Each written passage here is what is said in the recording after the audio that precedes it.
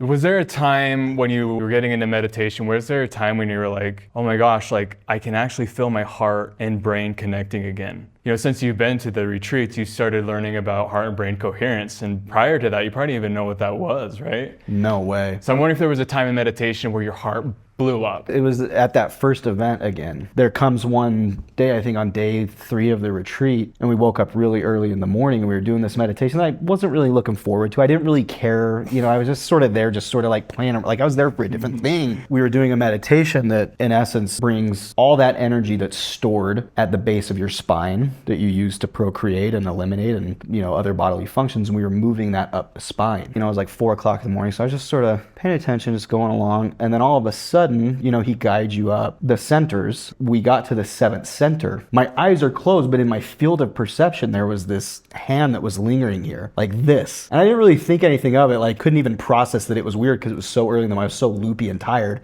And it went like this, and it flicked something off my head that I was interpreting as some block or something, and it made a metallic sound, and at that moment, felt like there was a cone of light being dumped into my head, and I started to convulse on the floor, and the volunteers had to come over. I realized that's what the volunteers were there for. And I had this really massive experience, but it was so much energy being integrated into my body. Wow. This experience lasted for like 5 to 10 minutes, I don't really know. Felt like I was being bathed in light. Yeah. And I'm sitting there in the middle of this fucking ballroom in Cancun, like, where is that coming from? That was so far beyond whatever I thought was possible for me, you know? It was such a weird experience, but at the same time, it felt so familiar. I've been hearing about the love of God my whole life. That was what that was, but it was coming from somewhere within me. Like, I was like, I just hadn't made contact with that. That was sort of my first really big experience that opened me up to, oh, reality might be way bigger than I thought.